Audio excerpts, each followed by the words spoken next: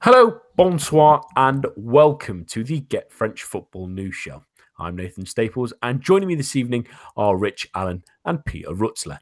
Welcome to 2018, and the second half of the Ligue 1 season is on the horizon. But that can only mean two things have happened so far: transfers and some cup upsets. But before all of that, here are our latest headlines, where I will pre-warn you that I will butcher some French towns' pronunciations. So I immediately apologize. The Coupe de France round of 64 got underway this weekend with some shocks taking place, but none bigger than fourth-tier Grandville, who knocked out Bordeaux with a 2-1 win.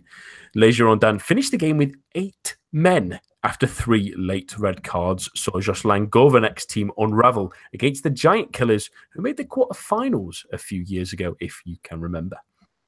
Ligue 2 side Sochaux thumped Amiens 6-0, completed the only other real big upset of the weekend, but a fair few Ligue 1 sides left it late.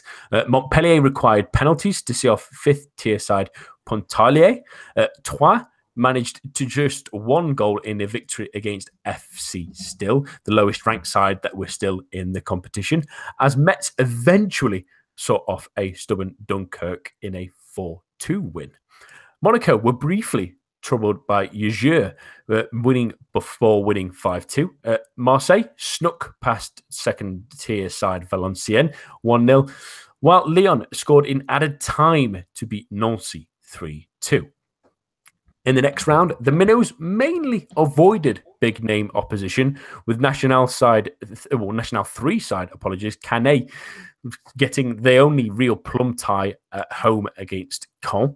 Ligue 2 sides Auxerre and Bourg-en-Bresse have games away to Nantes and at home to Toulouse, respectively. But the tie of the round has to be Monaco hosting Lyon in a big clash. During the midweek, yesterday and today, there has also been Coupe de la Ligue action, with Monaco beating bitter rivals Nice 2-1 yesterday, thanks to goals from Thomas Lemar and Adama Diakabe. In games from earlier today, Rennes won 4-2, thanks to a double from Adrien Unu, as well as a surprise goal from a former Arsenal player in Yaya Sanogo. Paris Saint-Germain snuck past Amiens 2-0 with a Neymar penalty and Adrien Rabiot, with Regis Gutner sent off in the first half for the home side. And Montpellier are in the next round after they scored in the final 5 minutes against Angers, thanks to Isaac Benza. And that's all for your latest headlines. Remember to stay up to date with everything French football news. Head on over to our website at www.getfootballnewsfrance.com and follow us on Twitter at GFFN. It's the perfect time for it, especially transfer season coming. We start this week with the cup matches, and where else really can you start this with Grandville, who true giant slayers they seem to be, with another huge win in the Coupe de France, this time dispatching finally the Ligue 1 opposition in Bordeaux. Rich, the real question that emanates from this for us Ligue 1 fans especially, other than it being a great cup shot, one of those great moments, but is this now the end of Jocelyn Gourvenec as manager of Bordeaux? I think from our point of view, looking from outside to within the club, yeah, it would seem that seems to be the only way forward, I think, for Bordeaux. As much as Gourvenec is a likable character by so many people, things just aren't working for whatever reason. Things just aren't working. The noises, though, that Stéphane Martin, the Bordeaux president, is making seems to indicate that he's willing to give Gourvenec a bit more time. Whether that means he's going to be giving him a little bit of money and funding a transfer window where they can actually strengthen this squad in the areas, and there's so many areas that they do need to strengthen. Because I'd have thought if they were going to be getting rid of him, he'd have gone by now. You look at that December where they didn't win a single game. They scored 2 goals across 5 games. it's just not good enough. I mean, we're used to Bordeaux underperforming. It seems to be their trait over the last few years. But this is, alarming form, really. And, it pains me to say it, but Gourvenec has to take a huge chunk of responsibility for that. On the face of it, they had a pretty successful transfer window in the summer. They brought in some good, solid Ligue 1 players.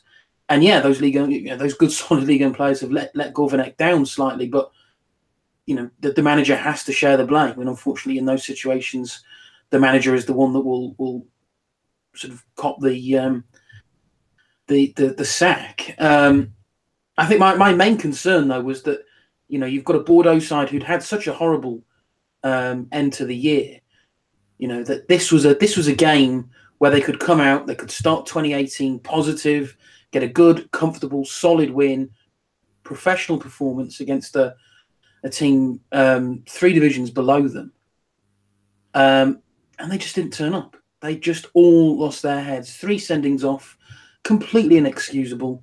I mean, I've gone on record to say that I think the players want him out. That can be the only explanation for a performance like that. These are not bad players, but this is completely unacceptable. And if it's a case now that Gourvenec has lost the players, has lost the dressing room, sadly for him, there is only one way that this will end up. Yeah, it's an unbelievable statement. I mean, looking back through the game, Bordeaux were up early on through Younes and Kare. Then Sabali sent off after 2 bookings, really, just with 5 minutes left, and they couldn't hold on. Martinet scored in the final moment, sending it into extra time, as we do in the French Cup or the FA Cup, which I do want to maybe come on to later. But then another sending off sort of in 102 minutes just before the penalty. It was actually for the penalty that Granville scored for the winner, and Placille sent off in the final few minutes. I can't remember the last game I saw with 3 sendings off. But Peter, I want to relate this moment in Bordeaux really to an English side that have had a couple of troubles recently, and that's a bit Stoke City. They went on a really poor run and then culminated really in a really poor result in the FA Cup against a side much further down the league ladder than them. This seems like almost the same scenario, but effectively it looks like, at the moment at least, that Gourvenec is still in a job. Do you think that's the right thing? It's an interesting one. I don't. It's questionable where Bordeaux want to go with this, because you're looking at a situation where, like you mentioned, Stoke. I mean, with Stoke, straight after the defeat, Hughes was gone, and I think for many people that was long overdue. And you can look back to last season and just how terrible they were. I think there's only like 4 or 5 sides that actually beat on the road in the last year or something horrific like that. So, but bringing back to Bordeaux, you're looking. We're now in the January transfer window, and plainly the thinking of Martin is that, okay, we've had a bad end to 2017. Things have fallen off a cliff a little bit. 2018, as Rich was saying, new start, clean slate. We'll go again. But the manner of the defeat in this instance, as you outlined with the 3 red cards late on, is really, really concerning. It's clearly a complete lack of discipline. And yeah, maybe as Rich saying, that they don't want to play for Gourvenec anymore, which is a sad thing to say. But we're now in January, and obviously it's the January transfer window. It's probably the most crucial part in the season, especially for sides who are looking at turning their form around. I'm a Nottingham Forest fan, and for us, our owners decided to get rid of Mark Warburton before the window, purely because of the transfer window, and they didn't back him. And whether you agree with that or not, it doesn't matter. At least the new manager has got that time frame. What you're looking at now with Bordeaux is they're going into 2018. They've come off this shocking defeat, and it will be a hammer blow. They're on the back of 4 league defeats in a row anyway. They don't replace him now. You let it roll on and on and on, and suddenly you've got potential to lose your key asset, Malcolm, who is the man that their whole team revolves around. When he plays moderately well, Bordeaux do okay. And if he goes, and I strongly suspect he might, especially off the back of the defeat, then you're in real trouble. And especially if you replace Gourvenec after the window, and then you're looking downwards rather than upwards. And it's a shocking turn of events. But yeah, no, it's interesting how Bordeaux are playing this. Clearly, they want to support him, but I'm very skeptical of this is the right decision. Yeah, it feels like they may be hanging on to something that's not quite there anymore. And all credit to Granvier for the superb result in their history. And they have a right little cup pedigree. I remember a couple of years ago, I think they got to I mentioned it in the news, they got to a quarter-final against Marseille a few years ago. They've got an excellent cup pedigree. And it really was a bit disappointing last time that they didn't really get a big Ligue 1 scalp, and now they finally really claimed one. Another really impressive result, you would say, Rich, was Sochaux's incredible thumping of Amiens. I mean, they're a former Ligue 1 side, but they've been in that second tier for a while. But looking at this squad, really, for Amiens, does it look like they maybe threw this one away purposely to focus on the league? I mean, I'm looking at the names, and here I'm looking at even the goalkeeper, Bouet, Fofana, Bogard, Dibassi, Fenepe. They all look like it's more the second string side, and they were just accepting that this one, really, they needed to just get this one out of the way and focus back on Ligue 1 matters. Absolutely. It was a severely weakened team. You can only say rightfully so for, and I mean no disrespect in here, but for a side like Amiens, their goal is to stay in Ligue 1. They've got no real aspirations of winning, the domestic cups. It's stay in Ligue 1, and that would be an unbelievable achievement from where they've come and what they have really in the top flight. Saying that, these are still professional players. This is not a team that should have lost 6-0 to a Ligue 2 side. So, questions have to be asked there. Fortunately, it's not going to be, it wasn't the first teams, or it wasn't a significant number of first teamers. That hopefully won't allow that negative feeling to creep into the team. That a hammering is going to give anyway, let alone in such an upset as that. So yeah, I think in the grand scheme of things, it was a wise move. They have to protect their main interests. If that means throwing away a cup run, then so be it. But there's still no way that side should have lost 6-0. Yeah, it was a really disappointing result is probably the best way to put it, really, more than anything. I mean, another really interesting game, really. I know it didn't really end in a positive result for a smaller side, but again, Montpellier, Peter, really struggled against a fifth-tier side, really, which is a great result for them. I mean, it was 1-1 for from 60 minutes onwards. Pedro Mendes was sent off for Montpellier as well, and it eventually led to that penalty shootout that they did win. But it's a strong side from Montpellier. Looking at the team sheet again, there's no real moments where you're looking at that team. I mean, the Lecomte started, Aguiar, Congre, Mendes, Lan, Ikone, Shkiri. This is all their main first team. They're expecting to maybe walk this, but that's a really great result, and maybe a worrying sign that Montpellier rise to the occasion against these big sides that they have this season, but really, really shrunk themselves to someone who's 4 tiers below them.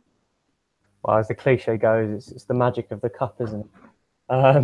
No, I agree. You would expect them to run over sides substantially lower than themselves, but they weren't the only side to struggle. I mean, Troyes struggled against FC Steel, as you mentioned.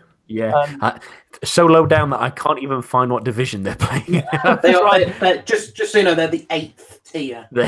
Yeah, I was trying all night to try and find where they played. I tried a good half an hour and I could not find the division. 8th tier. Unbelievable stuff. Troyes Ligue 1, and I think it was something like the 75th minute that Troyes got the only goal of the game. Benjamin Nivet, wasn't it? It would be, wouldn't it? Yeah. But yeah, so you expect that. But I think with first game back necessarily after the winter break, you can make those kind of excuses. It's a cup game. You want them to do well, and sides will park the bus in the most extreme way possible. They'll be glad to have made it through. And to be honest, I don't think they would have minded if they dropped out. I mean, they're doing well, obviously, in the Coupe de la Ligue, which we'll talk about. They've made it to the semi-final. So, but yeah, no, it's one of those things you expect with cup competitions. And I mean, they did field a very, very strong side, as you outlined. But yeah, they'll be very glad to have snuck through. Yeah, I mean, there's a few that will be happy that they missed some real slippery moments, shall we say. I mean, I'm looking at Metz. It was 2-1 for a while. They didn't really pull away from that one until the final sort of 15 minutes. You look at Monaco's game as well, and that went from 1-0 to 1-1 to 2-1 to 2-2 at half time as well. It wasn't really all going their way for long parts of that against Jeux, and it's you look at Le Mans as well against Lille. It was 2-0 to Lille at one point, and then it went back to 2-2. It was a bit topsy-turvy, that one. Again, Lille didn't score the fourth until the last minute. It's a good showing that a lot of these teams really put in a great display, and I'm really looking forward to the next round because a few of them are playing each other really, which is strange. I mean, a lot of the sides lower down the ladder of sort of facing each other, while Ligue 1 sides like Monaco, Lyon that we're seeing are facing each other, which gives us them a great chance to maybe get a real nice plum time in the next round should they progress. But the one question I wanted to mention on this, because we do talk about the French Cup fairly often, when this round does pop around, and it obviously matches up with the other big cup that happens around this time, and that's the FA Cup. I always really get interested, Rich, that in the French Cup they always play extra time, and obviously in the FA Cup they go for the money spinning, as they call it, replay. Hard question: which do you prefer? If I'm perfectly honest, I do like the way it's done on the day. It's 90 minutes, it's 30 minutes extra time, penalty shootout, done. I quite like that. That means when we have these draws, we have definitive draws. I prefer it that way. Replays can have all the sort of romanticism to them of, a small side going to, having their payday of going away to, Old Trafford or somewhere like that, or, bringing the big scene back to their, small ground, really fiery atmosphere. But for me, I would go with that. It's quite nice, I think, having it done and dusted in the one day.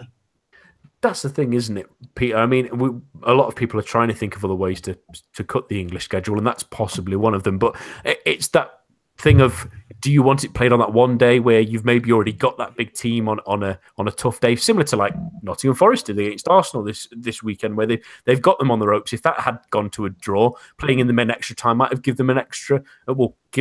Give them extra time to finish it off, the same time as teams like Wigan, Bournemouth as well, that ended in a draw, actually, that one.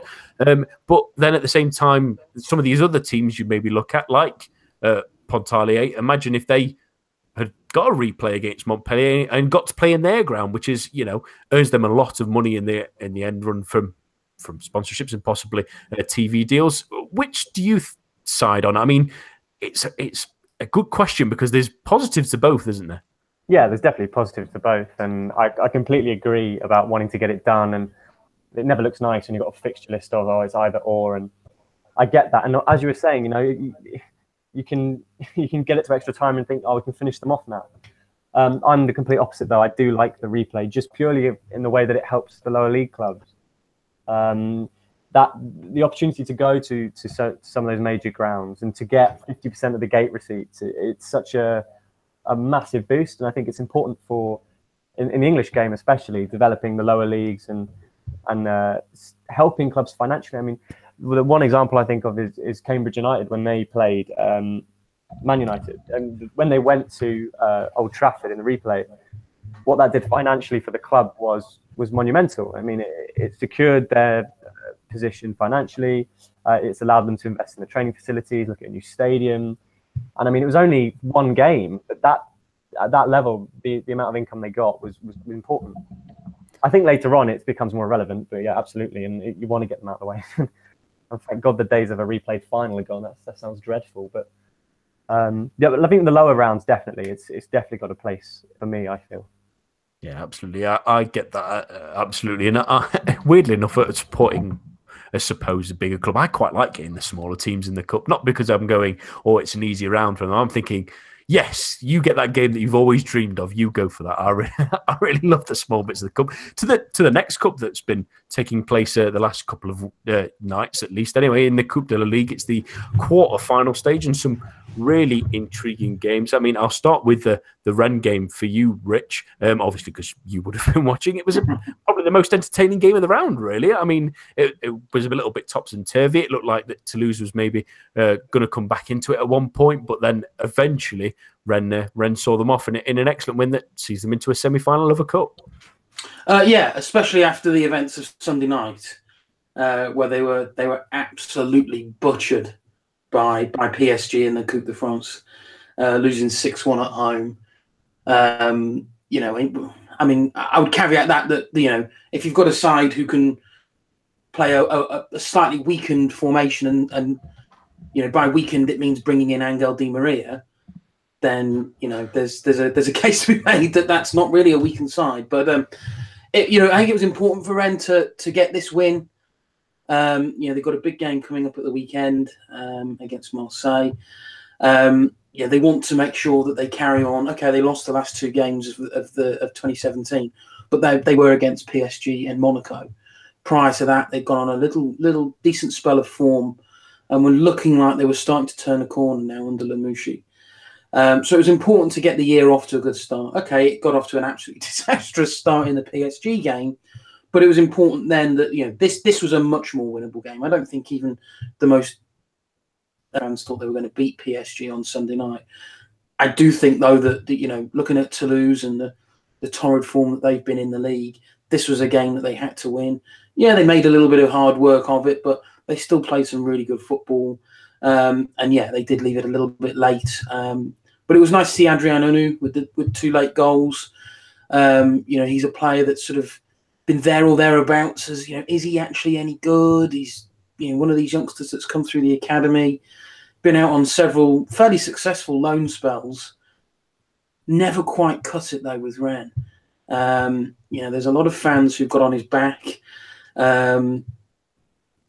Credit to him that he's not let that affect him. He comes out, and when he plays, he always gives the absolute maximum effort, and look sometimes lacks, but you can't ask for, if he's going to put in everything, then that's all we can ask for. So it was really good to see him get those goals. We are awaiting the semi-final draw, which I think is imminent. In fact, I tell a lie, it has literally just been drawn. And it's not good news for Rennes. Rennes have been drawn at home yet again to PSG, and Monaco drawn at home to Montpellier. I think you'd have got pretty short odds on PSG and Monaco being kept apart in that semi-final draw, and so it's proved. But perhaps not the greatest of rewards for Rennes, but it was a good win ultimately. Yeah, take any chance you've got. It's a home tie against Paris Saint-Germain. They've got a lot of games left in this season. They're still in 3 other competitions. You never know. You've got to take them as you throw. The other side that we've already mentioned, obviously, as well, in Monaco, it was a really interesting derby again against Nice, Peter, and a good result for Monaco to keep them in this cup, and a nice draw as well, potentially against Montpellier, although they have caused them problems earlier this season in that 1-1 draw. Do you think that Monaco's now, with the results they're starting to get, they're slowly starting to build? I mean, Thomas Lemar's not putting any of those rumours to rest by scoring within the first 3 minutes, is he? No, definitely not. Didn't have to do much for the goal either. To be fair, he just header at the back post. Also, yeah, they were impressive with Monaco. No Falcao, and they didn't seem to worry about him too much. It was defensively that they impressed me the most. Jemison put in a really good display, which is really good for him. I mean, he's come under quite a bit of criticism towards the back end of last year in a defence that has been quite leaky, and I thought he did well. Made a fantastic block to block Alassane Plea early on, and in the end, they were gifted the goal, so they didn't necessarily have to work too hard offensively. I mean, the Lamar goal. Bernay, who's playing at fullback for Nice, was caught out. Second goal was a good finish from the former Rennes man Diakabe. So, they did well. I was actually quite impressed with Nice as well, really. Apart from defensively, which they're just all over the place. We've talked about how bad they've been defensively last year towards the back end, and they have recovered slightly. And I think we saw that in the way they went forward in this game. But at the back is what cost them. But it was John Serry, especially for me, who stood up for Nice. Sitting deep, really running the game. Both wingers pushed out wide. It was Schlafi and Saint-Maximin against the former club, and both of them were very, very effective. I think on another day they could easily have taken the points. I think Lys Malou missed an absolute sitter in the second half.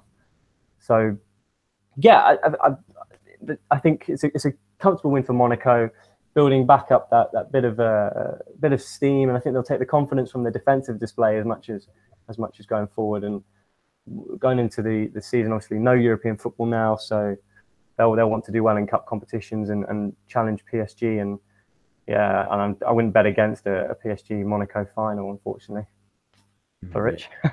Yeah, it feels like I'm sure many people will shout the word rigged, but there's obviously more of a chance that Monaco and PSG will be apart than facing each other. But interesting to say the least that two competitions. I do love when we get to this stage of the season when we start having one forming the final, we start building up the nice cup upsets in the other ones as well. It's an exciting time of the season. But another exciting part of the season for everyone, especially those who love Twitter at least, is the January transfer window. It always means transfers in January. So we'll look at 3 prominent rumours that have been going around first before diving into some deals in Ligue that have been completed. Let's start with the man I mentioned briefly while Peter was talking there in Thomas Lemar. Rich, do we think he goes this window? There's rumours that he could be a replacement for Sanchez at Arsenal, a potential replacement for Coutinho, or at least the likes of Coutinho at Liverpool. Do you think a move will be pulled off in this window? I'm beginning to think yes. Start of the a week or so ago, I was thinking, no, I think Monaco will stand firm on this one. He's not had his greatest first half to the season.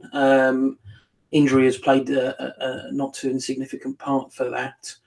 But I thought, well, look, get him. He's obviously back to full fitness now, playing like we know that he can. Give him, the rest of the season, maximise the amount that you're going to get for him. Sell him in the summer, maybe even see what hold on until see what happens after the World Cup.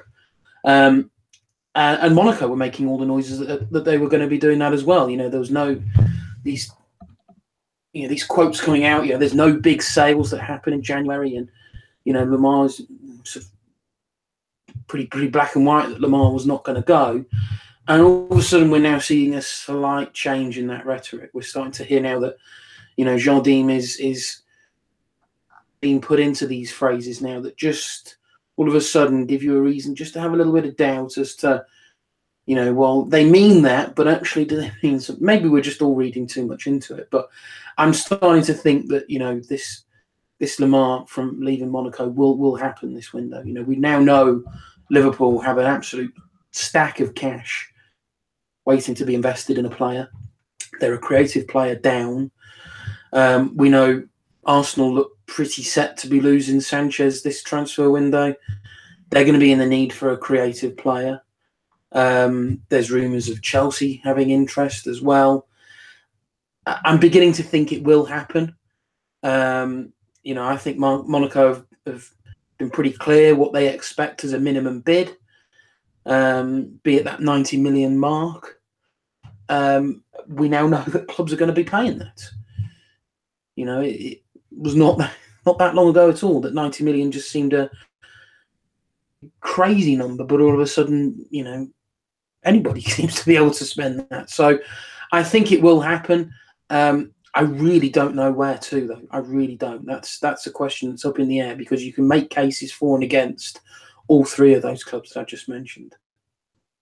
Yeah, it's a strange one, isn't it? It felt like in the summer that it might go, but it felt that after that he would stay for the entirety of the season. But then there's rumours coming out, as we've reported a couple of days ago, that Monaco were at least considering the bids, thinking that Lamar's not going to sign a new contract with anything, and the money they would get now from a potential deal might trump what they might be able to get in the summer, given that teams might be a little more reluctant to spend that amount. But at the same time, we've seen players go for ridiculous amounts like Mbappe, who could maybe have waited out and then gone for cheaper. But Peter, do you think if he does move, it is a wise move to make at this time of the season, or do you think that, if for his own sake at least anyway, it might be better to hold off into the summer and then integrate after the World Cup?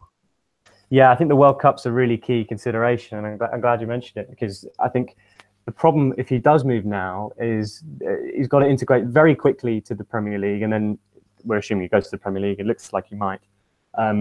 If he would have to acclimatise exceptionally quickly, and from what we've seen, Bakayoko has really struggled at Chelsea. We've seen the odd glimmer, but at the moment, it doesn't look like he's found the right position. He hasn't settled properly. He's struggling with the pace of the game a little bit. And also Bernardo Silva, I mean, he hasn't featured as much as he probably would like. And I mean, it's not exactly easy in that Manchester City squad. But he himself hasn't lit the division alight. For Lamar, in a French squad that is as competitive as it is, he's gambling a little bit. I think from a Monaco perspective, you know, as you said, I think they may want to cash in. They're not in Europe, so he loses that financial value of those high-profile games that can, you know, that do win over supporters. I think Mbappe's transfer fee undoubtedly increased exponentially from his European form. So you won't get that with Lamar, and so they may be thinking, okay, we may lose out some cash. So maybe we have a Club V player the other way around to the summer. But I think Lamar will have to think really carefully about what he wants to do. I think personally it's the wrong decision at this point. I do think he should go in the summer and after the World Cup. But I think with that on the horizon, it will play a key role. Go ahead, Rich. I think the one thing just to note on this is Lamar seems an incredibly level-headed player. You know, his sort of lack of social media activity is well documented. You know, he's got an Instagram page, but that's pretty rarely updated. You know, there's no Twitter presence. I'm not sure if there's a Facebook presence, but he keeps a very, very he's quite low key in terms of his appearances off the pitch. But he does seem a very switched on individual. Always works hard. Just does not strike anybody as the kind of player that's going to kick up any kind of fuss. If Monaco decide, you know what, you're not going to go in January, he will just knuckle down. You know, we saw the disappointment. I think there was going to be disappointment that he didn't get a move last summer. You know, those bids came in, but did come in very, very late. He'd have been disappointed not to have gone. Bearing in mind all the players that he saw leave before him, but you know, he didn't let that affect him. Got playing, picked up a knock, unfortunately, but he's got such a great character to him that, you know, it's not going to impact Monaco if they keep him. You know, almost, I don't want to say against his will, because if they don't sell him this January, they're not going to be getting a stroppy player or a player that's gonna cause problems on or off the pitch. What I would like to say in this one, and it is a lot of money being talked about here, and there's a fair few players starting to go for those sort of benchmarks, 75, 80, 90 million.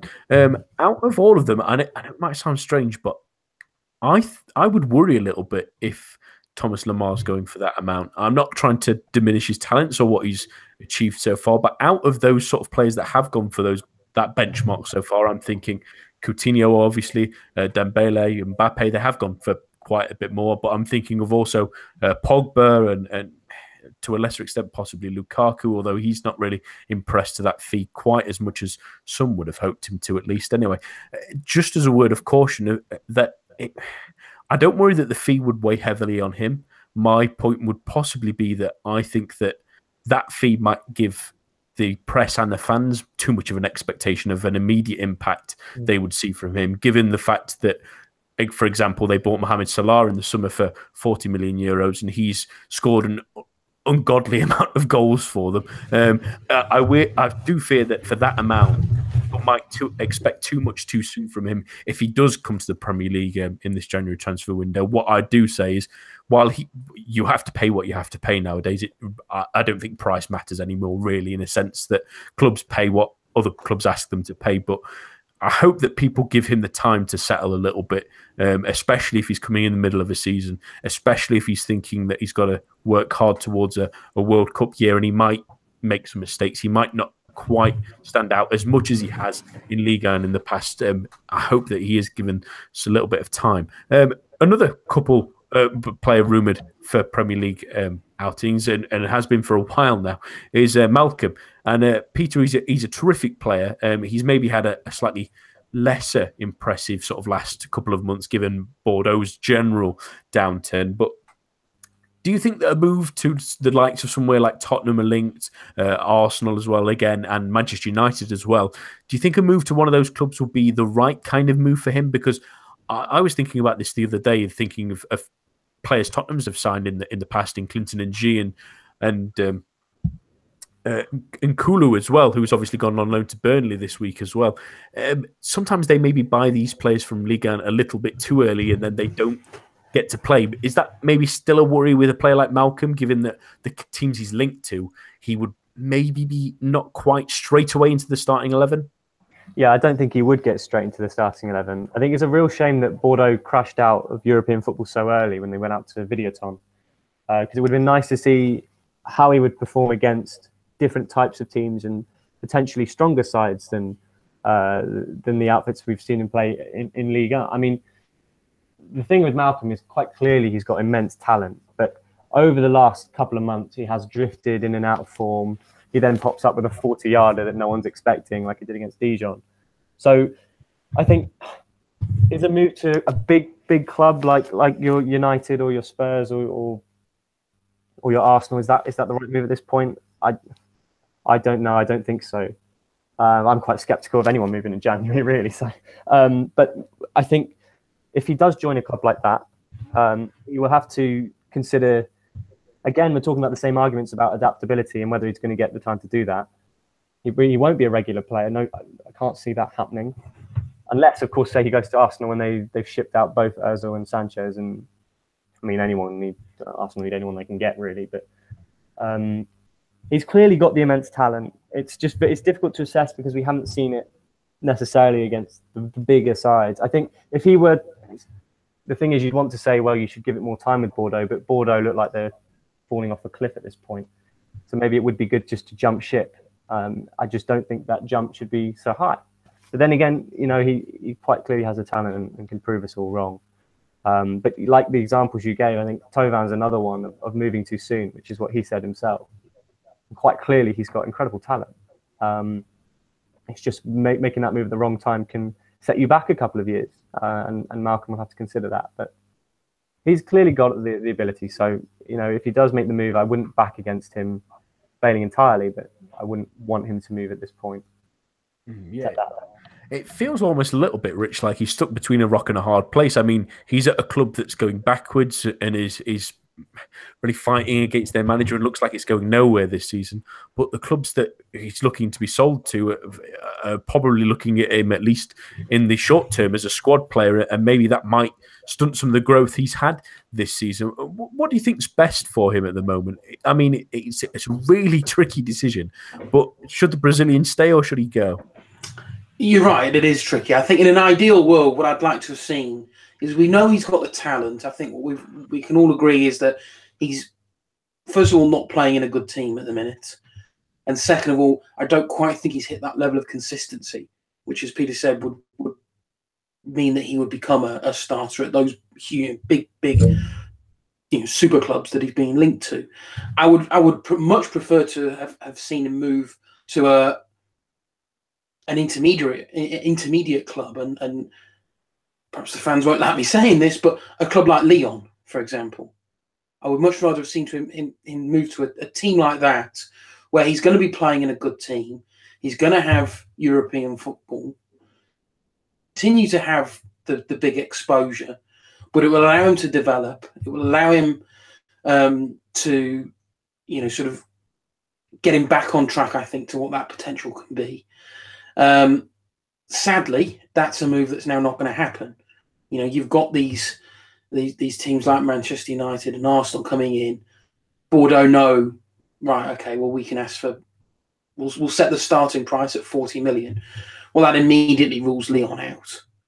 And to be honest, that rules out any side in Ligue and by the top, the big two at the top. So that, ideal situation isn't going to happen. So we can forget that now. So back to the question, it's does he stay with Bordeaux or does he leave and have a bit of a risk? I think show the character, stick with Bordeaux for the rest of the season. He's still got a time on his contract. It's not like Bordeaux are going to be losing out on any money. So show that, I can be a big character. I can play well consistently in a underperforming team, and let him show these big clubs what he's actually got. That he's got a bit of fight in him, as well as all these wonderful tricks and screamers that he's scoring this season. So it's going to be tough for him, because ultimately I do think he will leave. But I think for him, if he was to think long term, I think stay at Bordeaux, show that you've got some real guts, and then get your move then in the summer.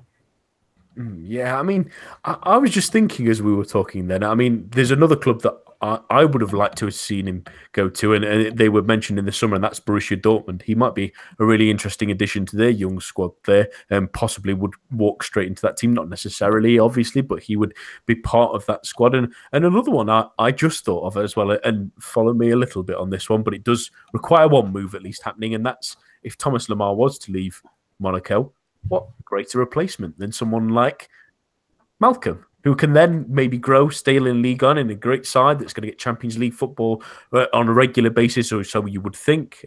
Gives him a couple of more years maybe there if he's get good enough wages there that will convince him that he doesn't have to straight away jump to the English League. And then maybe in a couple of years, then if he continues to show the level he showed there, he'll be a revelation, maybe even in 1 year, really, given how some of the players have done at Monaco recently. That might be the right kind of middle step to go to the next level, possibly. I think that he kind of still needs that for me compared to some of the other players that have made a straight leap. I mean, I feel he's maybe more of a Ousmane Dembele type of needing that extra little step before the ginormous step, other than someone like Mbappe, who obviously leapt off the page straight away. Final one, really, of players that look like they might be going to a Premier League side or at least leaving Liga, is Lucas. Now, this is a really interesting one, really, because he's obviously been on the very, very fringes of the PSG squad last season, but he was decent for periods the season before. I mean, there's a couple of big-name clubs supposedly in for him, like Manchester United. These names in England pop up again, but there's other teams as well. A couple of others in France, in fact, have inquired about loan deals. Nantes being one of them as well, and they're Vladimir Kieta talking about it as well in a press conference as well, thinking that he would be interested, but PSG look more likely for a permanent move, and also the Brazilian doesn't quite fancy a loan move to a Ligue 1 side. What a strange turn of events that just sounds like it. But Rich, it's a difficult one, isn't it? Because again, he's on the fringes of a good team. He's not going to walk into a side like Manchester United or Tottenham or something like that in the form that he's currently in, or the form that he's shown in France, really, for the entirety of his career here. Would something like a loan, as risky as it could be an interesting option to revitalise his career? I think it has to be. I think a loan is surely the most sensible option. He obviously wants to stay in the limelight with a big club, be that PSG or another. Are you going to get another big club taking a punt on? I think it's 40 million that PSG have set the asking price for. Are you going to get a club that are willing to put that money on a player who's barely played this season, has really struggled for consistency, I think, certainly throughout his time with PSG? For me, a 6-month loan spell within Liga for him is a no-brainer. Go out to a club. Yeah, you're going to have to. It's going to be a bit of a hit on your, on your ego, maybe, that you're going to have to do this. But this is for the good of your career. He's still, ever so slightly on the younger side. He's still got plenty of years left in him. Think longer term. There's still a good career, I think, to be gotten out of him. So a loan move is the absolute way to go. I could perhaps see why he was a little more hesitant with Nantes. Perhaps they don't play the kind of football that him. But I can't believe that Nantes would be the only side that would look at taking him on loan. I could think of plenty of other teams who would love to have him in their side. So a loan spell for me would be the obvious one, but it just doesn't seem like it's the one that's going to happen, because I think Lucas himself, throughout the lead up to the transfer window, was adamant he didn't want to leave. Now all of a sudden, there's a sniff of another big team with the likes of Manchester United interested.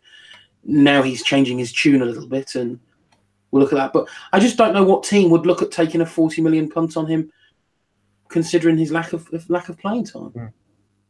Yeah, and that's the thing, isn't it? I mean, the real crux of this, Peter, is PSG are desperate to sell players really in this window if they can, to try and recover some of the enormous amount that they wasted. Well, not wasted is the wrong word. I shouldn't use that in the summer at least, and the outlay they will have to make in the summer following that as well, with Mbappe's deal being confirmed and everything like that. So they're really pushing hard for this deal. They've set a really high bench watermark as well of around 40 million euros reportedly as well, which is crazy. Surely Paris Saint-Germain should be coming to their senses and realising that no one's going to pay that amount for Lucas at the moment.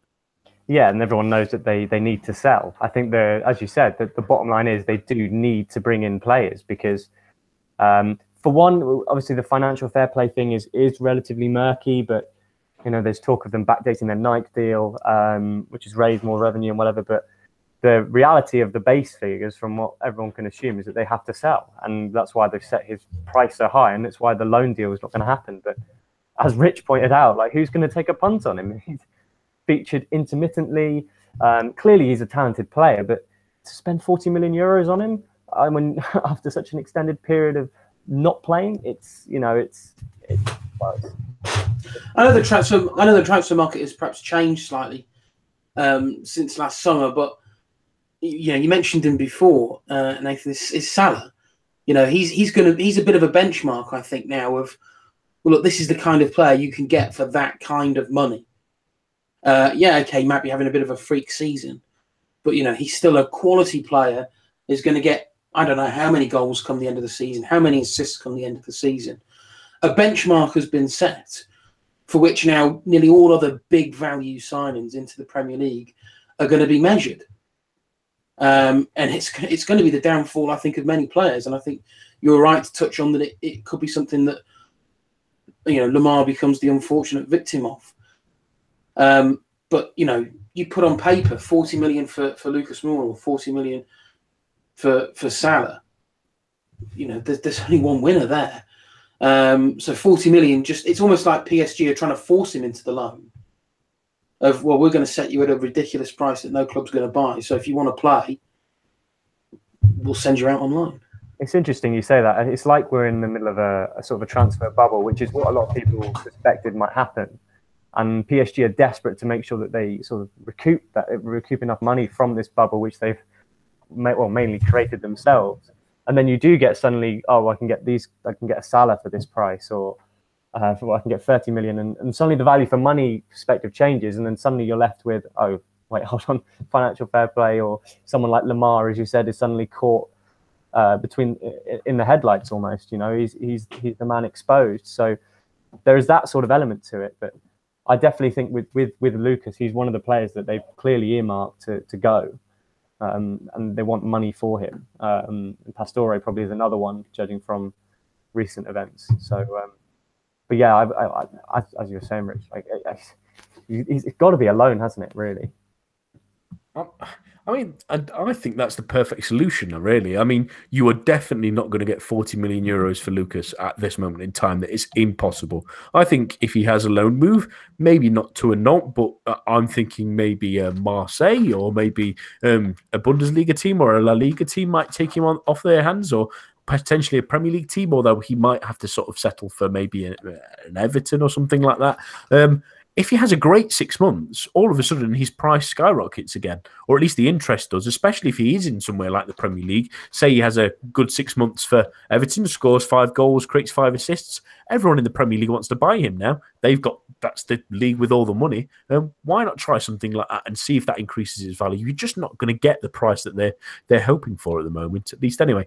Let's talk about some deals that have been completed, and there has been a few at least, but there's a few coming out, a few going the other way. I want to start with one interesting one that will be for Premier League fans at least anyway, and that's Terence Kongolo, who has gone on loan from Monaco, Peter. What do you think to the deal for the Dutchman? I mean, he's really played for a Monaco side that haven't really got much cover at centre-back, he can play right back, but he has played more centre-back recently when he was at Feyenoord as well.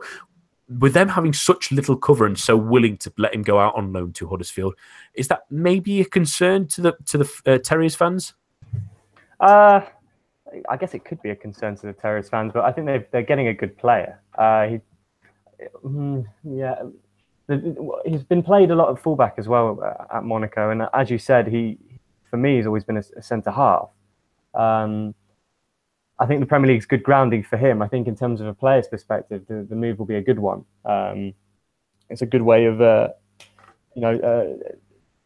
Premier League's defensive aspects and the pace of the game will do him the world of good, especially when he returns in a year's time. But when you do consider the fact that Monaco do need to bring someone in, you have to question, well, maybe they must have someone lined up, someone in mind to bring in, because we've questioned before about the vulnerabilities that they've had. Apart from Kamil Glick, Raji just doesn't look to be adequate cover anymore. Jemison's form's dipped. Fullback, Sidibe's back, but is he strong enough defensively? George has done okay. I think they're that youthfulness and those vulnerabilities need to be addressed. And Kongolo perhaps is seen as maybe a much longer term solution. I don't know. I think for the player, it's a good move. For Monaco, it'll be interested to see what they do in the rest of the window to almost, validate the decision to let him go. Especially if they get another injury at centre half, then you're in real trouble.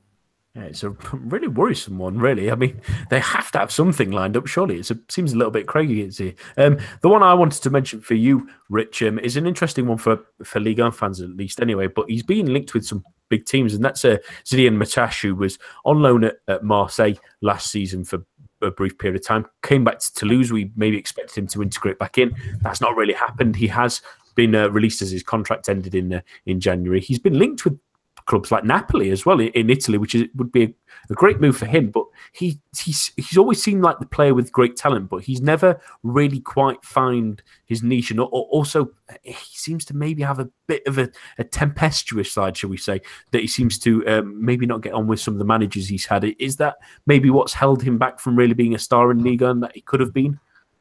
Without a doubt. There's definite temperament and attitude issues there. It's almost the curse of the first name, that he was destined to perhaps underwhelm. There's talent there. We've seen it in the very, very small glimpses at Toulouse and even fewer at Marseille. There's talent there. You just need a manager, I think, that can mould him, that can perhaps be a bit of a firm hand with him. I've seen the rumours linking him to Napoli. You know what? Maybe that's what's needed. I sort of said that maybe attitude was a little bit of a problem with Adam Unas at Bordeaux.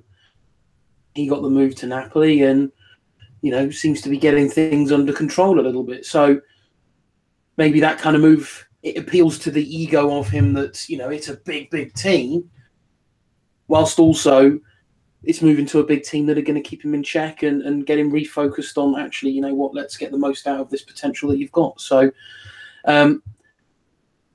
he's a gamble. He's a definite gamble. But at 22, he's still got, plenty of years ahead of him. So I'd be interested to see where he ends up because, as I say, there's talent there, but there's some hard work I think needed from coaching staff of whatever club he joins.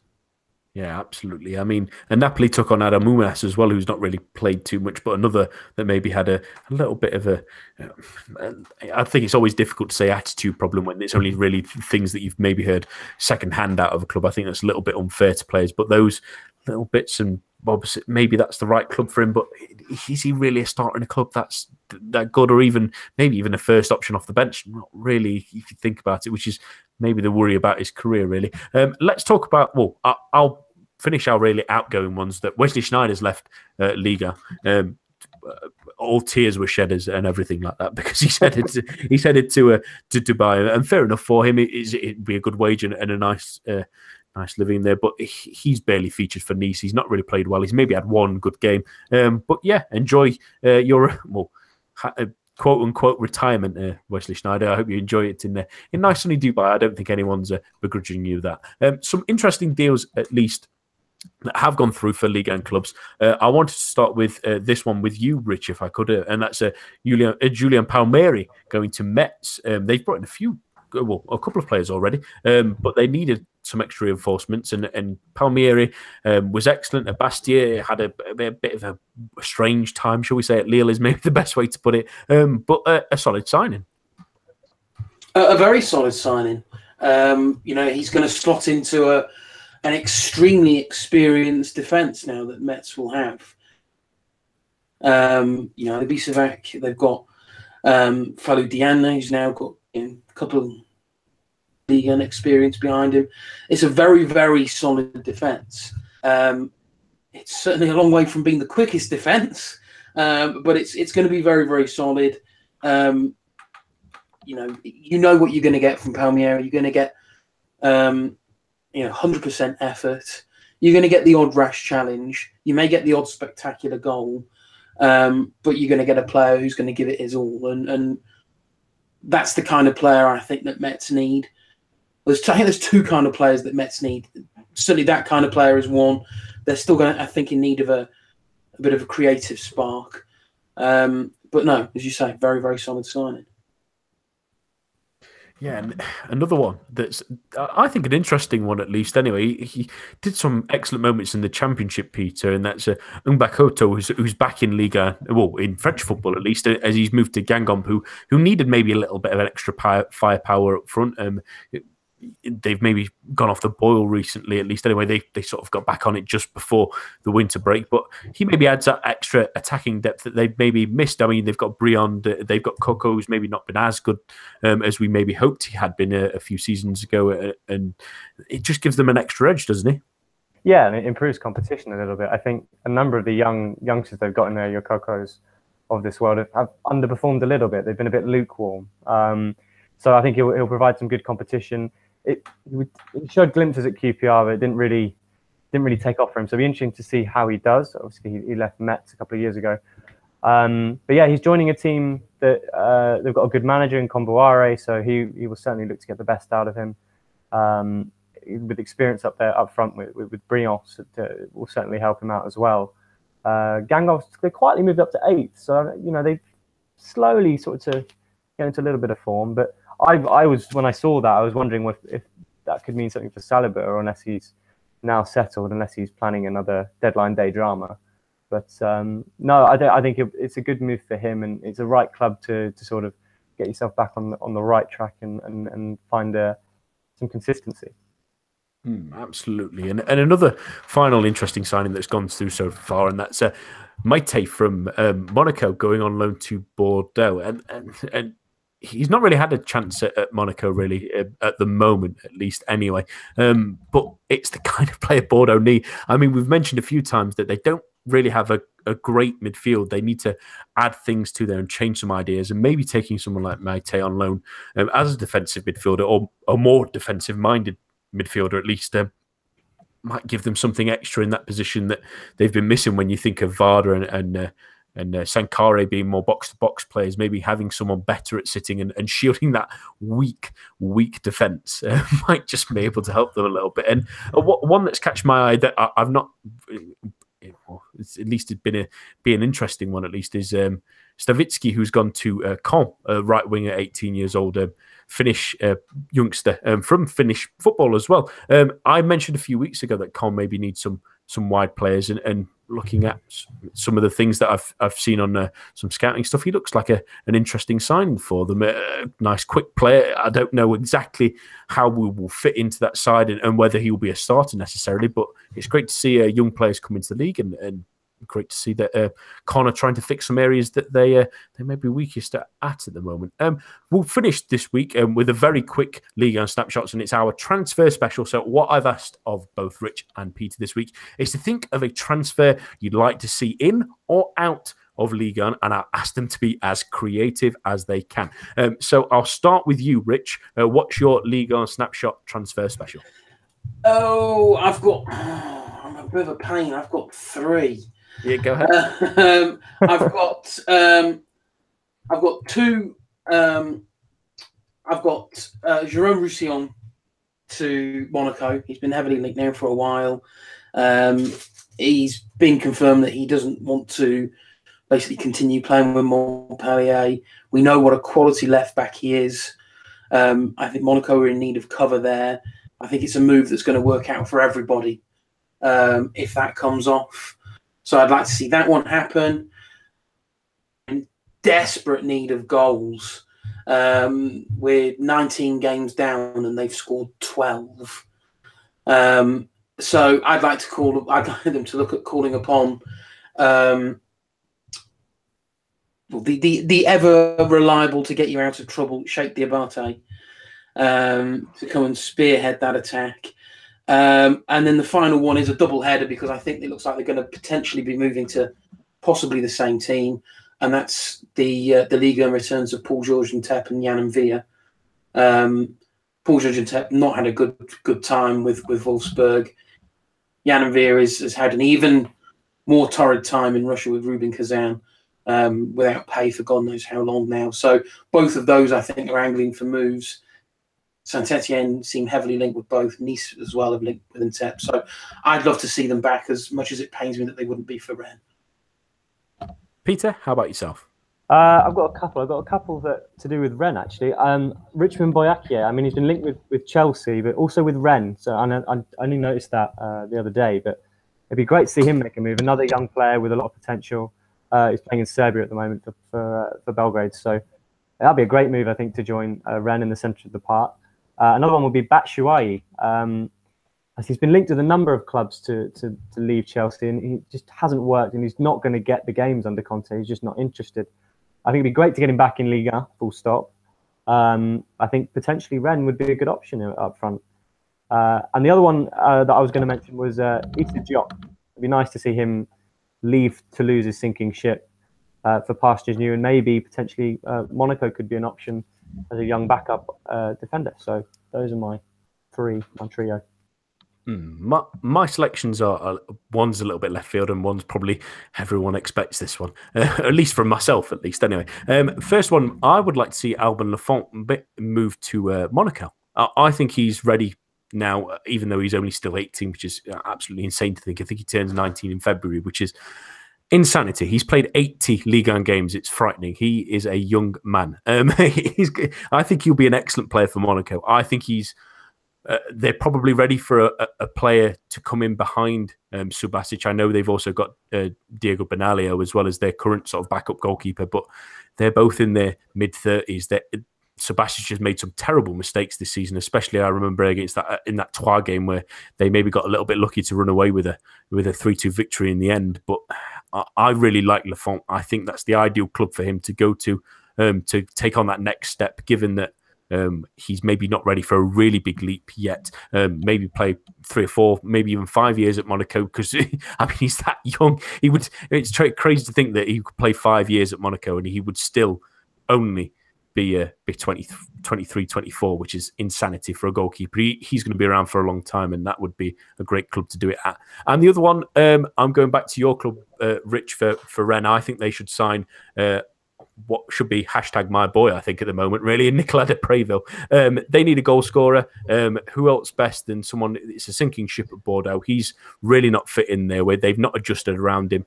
I think he'd be ideal for Rennes. The fans will love him. He's got such a great work ethic. He's a great player with qualities, not just for goal scoring, but for creating as well. Can play out wide if they needed him to, as well. If they brought in extra strikers, can play as a number 10.